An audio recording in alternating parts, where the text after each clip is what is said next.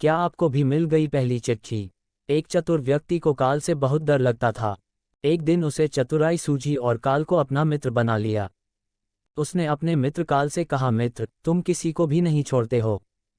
किसी दिन मुझे भी गाल में धर लोगे? काल ने कहा, ये मृत्यु लोक है, जो आया है उसे मरना ही है। सृष्टि का यह शाश्वत नियम है, इसलिए मैं मजबूर हूँ। पर तुम मित्र हो, इसलिए मैं जितनी रियायत कर सकता हूँ करूँगा ही। मुझसे क्या आशा रखते हो? साफ साफ कहो। व्यक्ति ने कहा, मित्र, मैं इतना ही चाहता हूँ कि आप मुझे अपने लोक ले जाने के लिए आने से कुछ दिन पहले एक पत्र अवश्य लिख देना, ताकि मैं अपने बाल बच्चों को कारोबार की सभी बातें अच्छी तरह से समझा दूँ और स्वयं भी भगवान भजन में लग जाऊँ। काल ने प्रेम से कहा, यह कौन सी बड़ी बात है, मैं एक नहीं आपको 4 पत्र भेज दूंगा। चिंता मत करो, चारों पत्रों के बीच समय भी अच्छा खासा दूंगा, ताकि तुम सचेत होकर काम निपटा लो। मनुष्य बड़ा प्रसन्न हुआ, सोचने लगा कि आज से मेरे मन से काल का भय भी निकल गया। मैं जाने से पूर्व अपने सभी कार्य पूर्ण करके जाऊंगा तो देवता भी मेरा स्वागत करेंगे।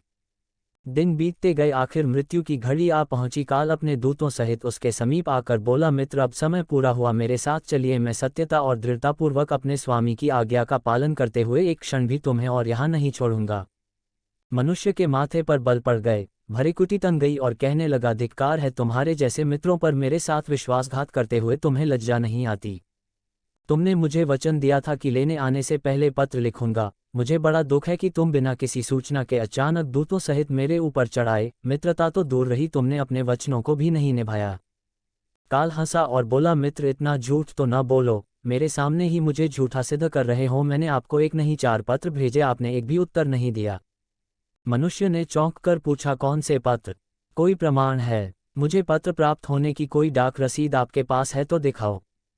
काल ने कहा, मित्र, घबराओ नहीं, मेरे 4 पत्र इस समय आपके पास मौजूद हैं।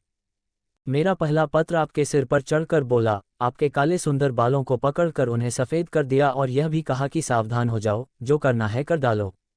नाम, बड़ाई और धन संग्रह के झंझटों को छोड़कर भजन में लग जाओ। पर मेरे पत्र का आपके ऊपर जरा भी असर नहीं हुआ। बनावटी रंग लगाकर आपने अपने बालों को फिर से काला कर लिया और पुनः जवान बनने के सपनों में खो गए। आज तक मेरे श्वेत अक्षर आपके सिर पर लिखे हुए हैं। कुछ दिन बाद मैंने दूसरा पत्र आपके नेत्रों के प्रति भेजा। नेत्रों की ज्योति मंद होने लगी।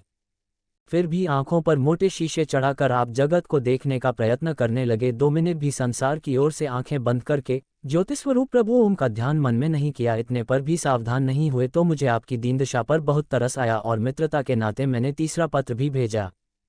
इस पत्र ने आपके दांतों को छुआ, हिलाया और तोड़ दिया।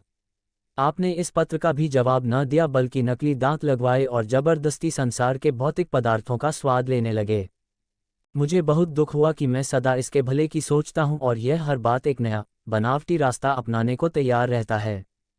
अपने अंतिम पत्र के रूप में मैंने रोग, क्लेश तथा पीड़ाओं को भेजा, परंतु आपने अहंकारवश सब अनसुना कर दिया।